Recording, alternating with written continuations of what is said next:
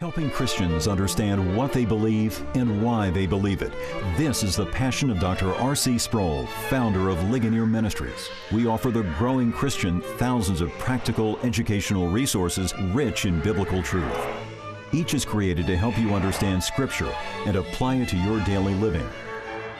Ligonier Ministries is here to equip you to give an answer for the hope that is in you. The Bible teaches nothing less than a whole world and life view.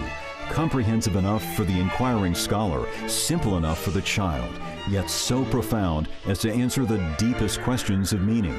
A mind renewed by the Word of God can change the family, church, and the world. All of our resources draw on the rich heritage we have as Christians. Let us know today how we can help you continue your journey to the renewed mind.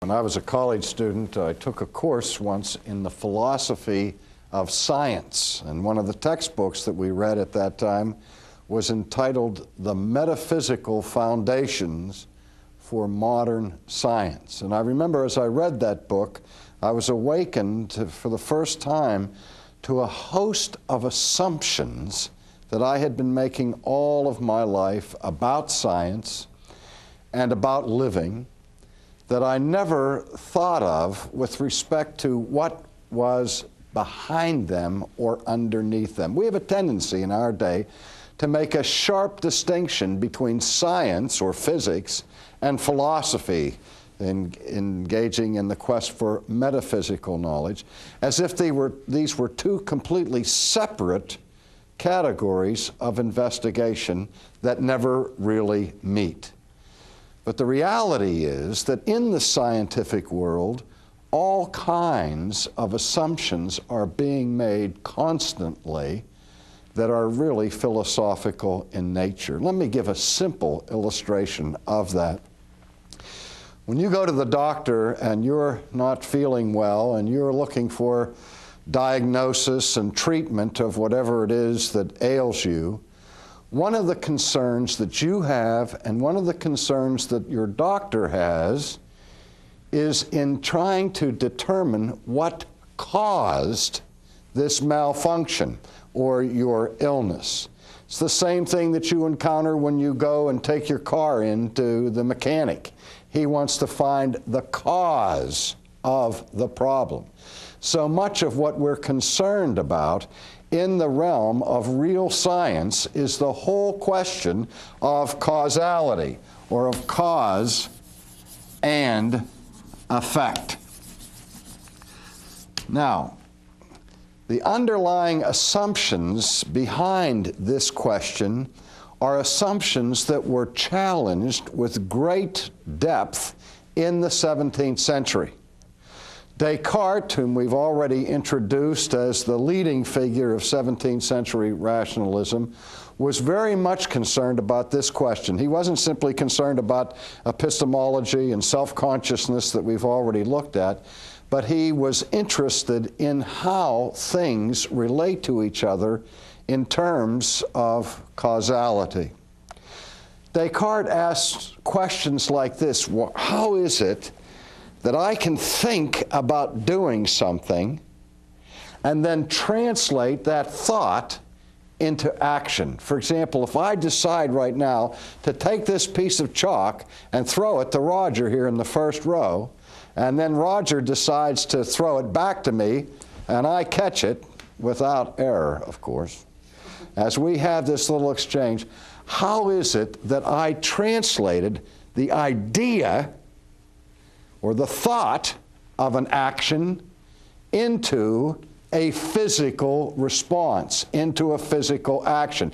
I decided to throw the chalk, he caught it, and he threw it back, and I decided to catch it, and that thought generated an action of response. So that we can see that thoughts can result in actions, and conversely, actions can give rise to thoughts. Now, we then ask the question, what is an action and what is a thought. And maybe we don't think about thought that much, but we have to at some point ask ourselves the question, what is thought? Is thought merely a physiological response with synapses and that sort of thing?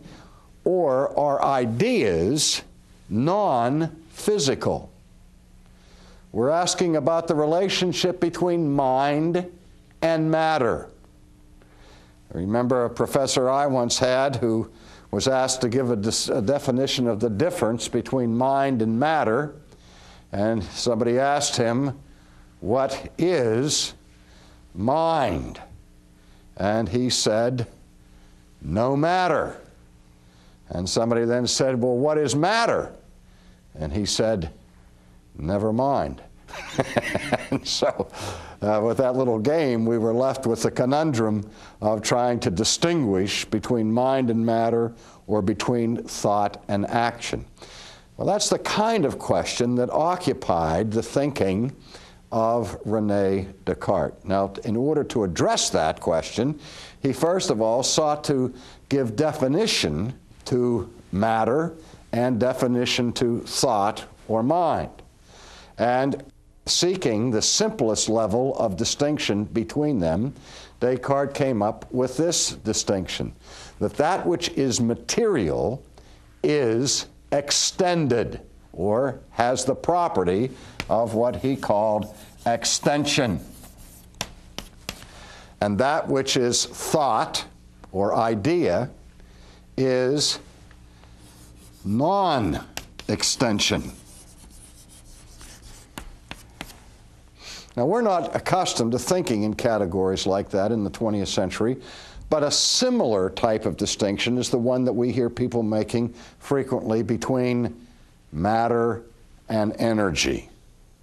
I once had a conversation with a professor of physics at a leading university in America, and he was criticizing my task as a theologian for speaking about God because he said, you know, God talk or language about God is meaningless in the scientific world. You're always talking in abstractions, he said, that can't be materially defined. And I said, well, certainly you can sympathize with my dilemma as a theologian because you have the same difficulty in physics. He said, oh, no, we don't. And I said, well, do you ever talk about energy? And he said, yes. I said, what is it?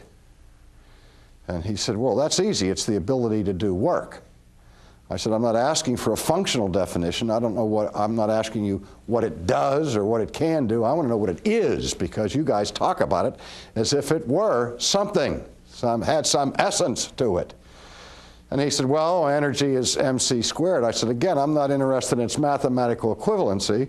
I want you to give me its ontology, a description of its being, since in your language you speak of it as something real, as something that really exists. And then he began to feel something of the weight of the philosophical assumptions that were undergirding his common, ordinary language. Okay, for Descartes, in trying to distinguish between matter and thought, or between thought and action, he used the simple categories of extension. That which is material has extension. That is, it has some size to it or shape to it and fills up space and has some kind of quantitative weight to it. Whereas that which is immaterial, such as a thought or mind, is non-extended, meaning it doesn't take up space and it doesn't have any weight. And when people look at my mind, they're convinced of the truth of that assessment because it doesn't take up much space and is certainly not weighty. But in any case, the question is, if these ideas or these realities of mind and matter are real, and they are fundamentally different in their basic substantive makeup, how can they possibly interact with each other Or how can that which is extended produce an effect or cause an effect that is non-extended? And conversely, how can that which is non-extended or purely mental give rise to extension or some physical action? He was asking the fundamental question of how causal power functions. And his basic theory was called interactionism. Interactionism, which simply affirms that there is interaction between mind and action, or thought and action. In the process of analyzing this, remember that he was a mathematician. And he was trying to locate the point in our humanity where the transition takes place between thought and action. And he was assuming that the transition point is a point, and I'm using the word for a reason, is a point that can be defined in mathematical terms. How many points do we have on a line? Well, theoretically, according to some people, a finite line can have an infinite number of points on it, because a point is merely a mathematical concept where a point sort of hovers between extension and non-extension. A point takes up space, as it were, but has no definite extension or no definite size to it. It's kind of a hybrid between extension and non-extension. So as a mathematician, thinking in mathematical categories, Descartes sought to find the point of interaction within us in what he called the pineal gland at the base of the brain, which is incidentally and interestingly enough a subject of all kinds of new modern research about its function medically and biologically. But in any case, what he argued was there is a causal relationship between mind and matter, between thought and action, that takes place at a definite point. So that a person can think about doing something, the will is then exercised, and as a result of these non-extended faculties, an actual physical response takes place. So what we're saying here is that there is a real causal connection in the world between things. Not only between thought and action, but between thought and other thought, and actions causing equal and opposite reactions, which is part of the physics of that period. For every action, there's an equal and opposite reaction. Now, all that assumes that some kind of power is transmitted through creaturely entities. It assumes that it is my power that is generating the tossing of that coin, tossing of that piece of chalk, I should say, to Roger, and it is his power that throws it back and my power that catches it. Now, as a Christian, the question for Descartes and thinkers of his age is, where does this leave God? Is God to be thought of simply as the ultimate first cause of everything, in terms of like the 18th century deists conceived of God as the great watchmaker in the sky who made the universe like a machine? And he put together all the integrated parts of that machine and then wound up the machine and then let it operate according to its own power, whereby God then is simply the transcendent observer of everything that he starts moving, but then once the action begins, the rest all takes place through the interaction of objects and people and so on in this world. Now you say, well, what's the big deal here? Well, let's jump ahead to the 20th century.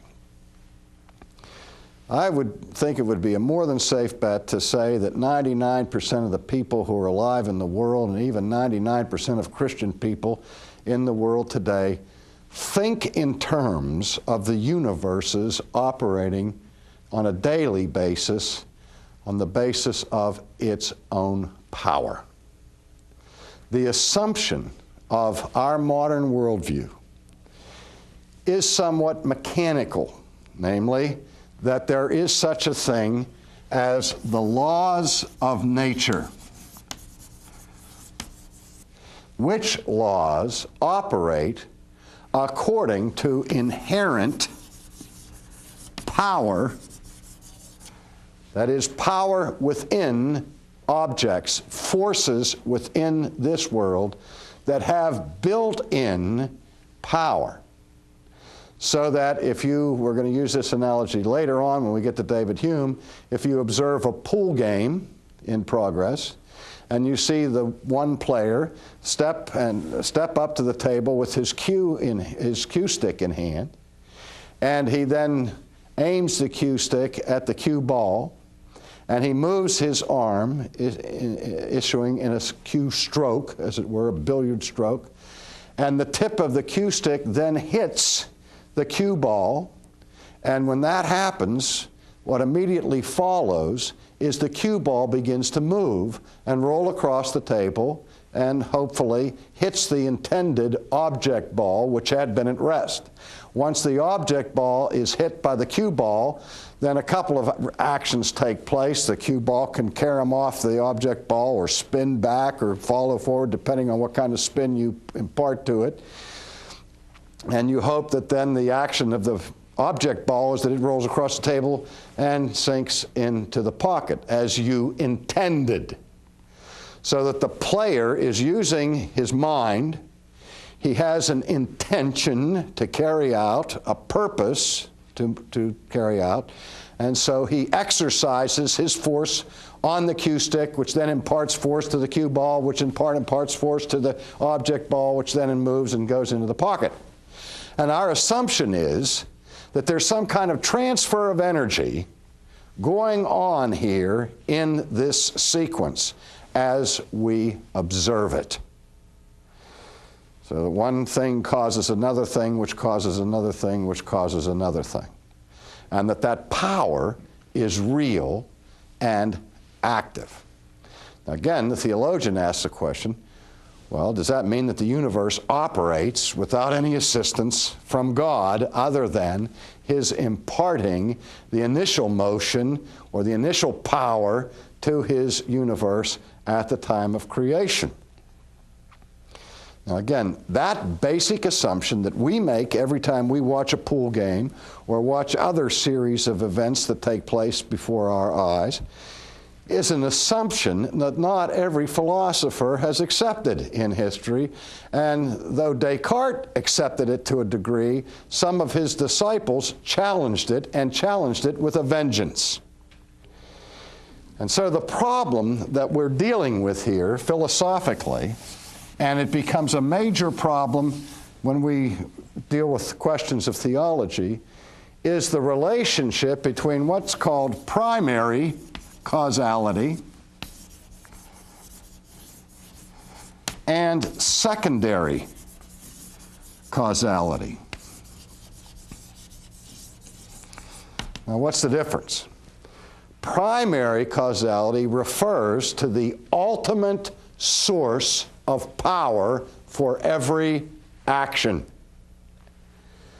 And classically and historically, the Christian faith affirms that the ultimate power in the universe by which and upon which every other power depends, not only originally, but moment by moment, is the power of God.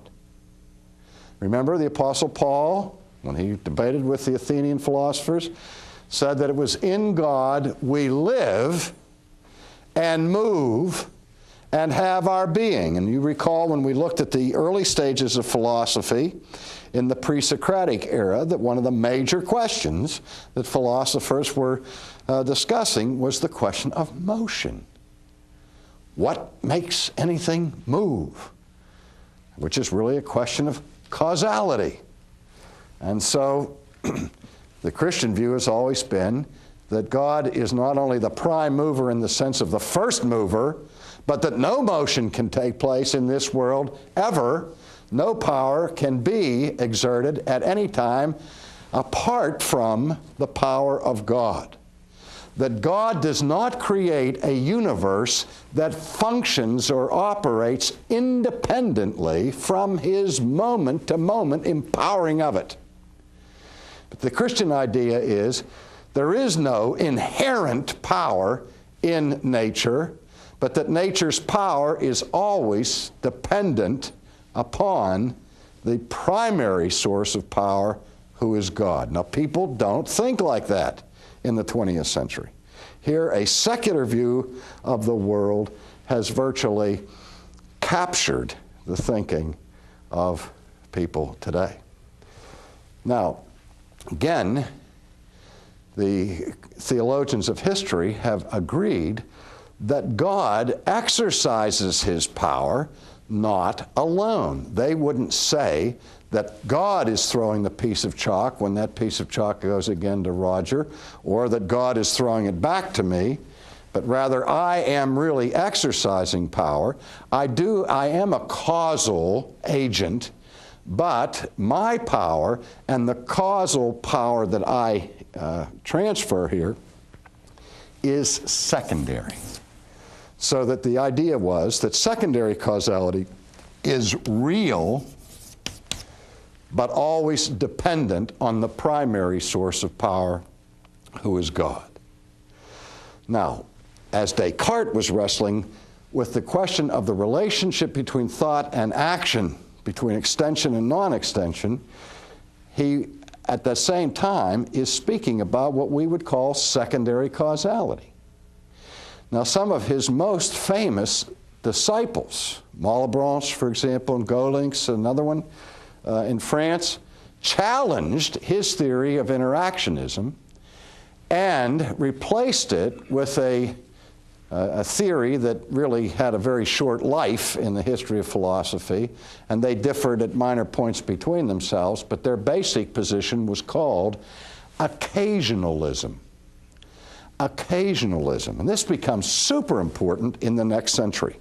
What occasionalism meant to the disciples of Descartes was this: that when I think that I'm causing this chalk to fly in the air to Roger and he catches it, he missed it that time because I faked him out, that it really, all this is what is going on here is that I'm exercising no power whatsoever. That the movement of my arm and the release of my fingers from this piece of chalk is not the cause of the chalk's moving. The only causal power for the occasionalist was the power of God. And it's simply, though it seems as though I am the agent that's making this chalk fly across the room, really it's God who's making that chalk move across the room. And at the same time, He's moving my arm, and the movement of my arm and the releasing of my fingers from the chalk is not the cause of the chalk's movement, only the appearance of a cause. It's only the occasion that happens to happen at the same second that God invisibly and in a hidden way, metaphysically, is actually doing all the work and all the action. This raises all kinds of questions about moral responsibility, about free will and determinism and the like. But all I want to say to finish up today is the occasionalists X'd out the whole concept of secondary causality. And they did it for theological considerations, to rescue science from looking at the universe in a godless way. So this becomes a very heated point of dispute for the next 200 years after the point has been raised.